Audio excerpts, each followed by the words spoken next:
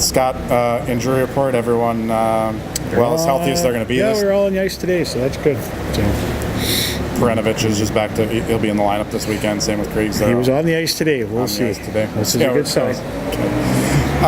Scott, can you get any better postseason preparation than closing the regular season at St. Cloud State? Well, we're going to find out where we're at, right?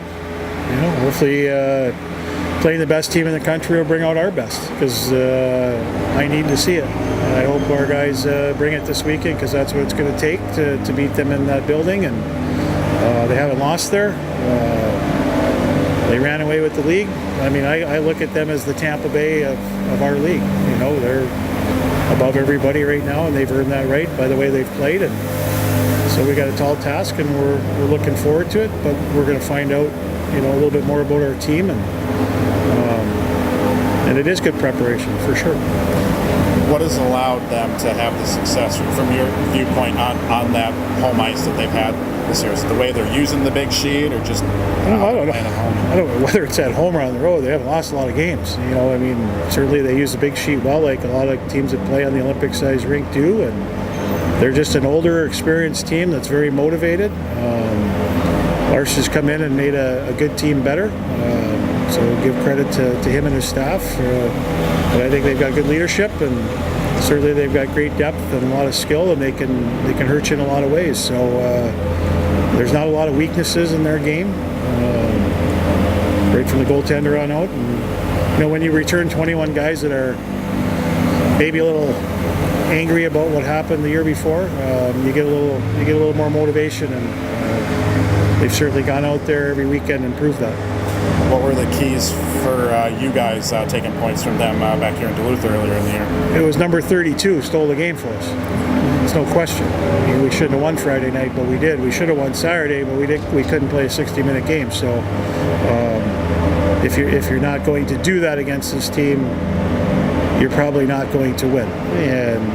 But I want to see our team get better. I thought we took a couple steps here in the last 2 weekends. I thought putting a few wins together mentally is good for our team, and Saturday's game was a different game for everybody, but we found a way to win, and I thought we had a good effort on Friday, and to follow up a good effort Saturday in North Dakota. So hopefully we're on the right track, and like I said, going into play St. Cloud, we're going to find out exactly where we're at. Talked to a couple of guys this week, and obviously disappointed that they're not going to win the league. That was a goal, but they're happy to be at home next week for the playoffs, and they seem pretty honed in on this opportunity to sew up that number 2 seed this week. And how important is that? Well, I think it's real important. I mean, right now whoever finishes in third is going to play Colorado. We know that. That's probably the only, aside from first place and 6th place, it's the only thing that's solidified right now. But really, obviously, they've been a tough team throughout the year, and certainly in years past in the playoffs. North Dakota's played them a couple of times, but I don't care who you play, whether it's them or Miami or Omaha, they're all going to be tough outs. It's always tough to get into the playoffs and end the team season, and we've seen all those teams, obvious虑, and we've had some close games with all of them, and we've lost to Colorado. So we'll see. I'm really worried. Not worried. I'm more focused on this weekend and just seeing if we can play our best hockey or better hockey than we have been playing. And like I said, that's what it's gonna.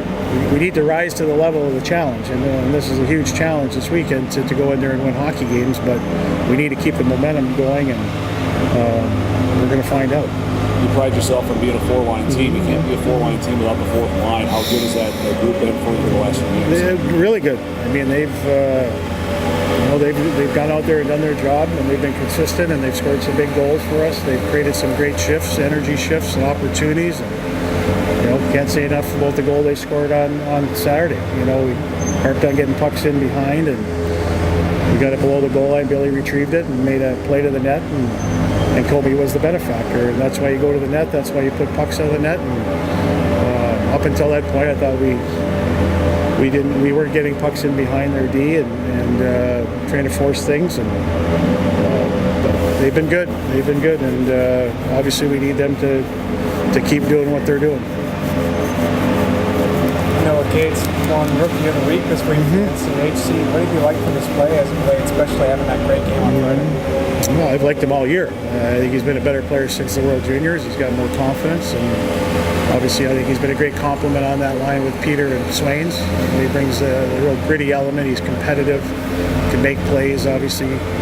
Got the ability to score goals, as you saw. I thought his first goal was big time. I mean, changing the angle of it, just snapping it. So, I mean, it was a big goal for us too. It got us some momentum, and got us some life. But he's had a good year. He's been an impact player for us, and I think he's been better since he's come back from the World Juniors.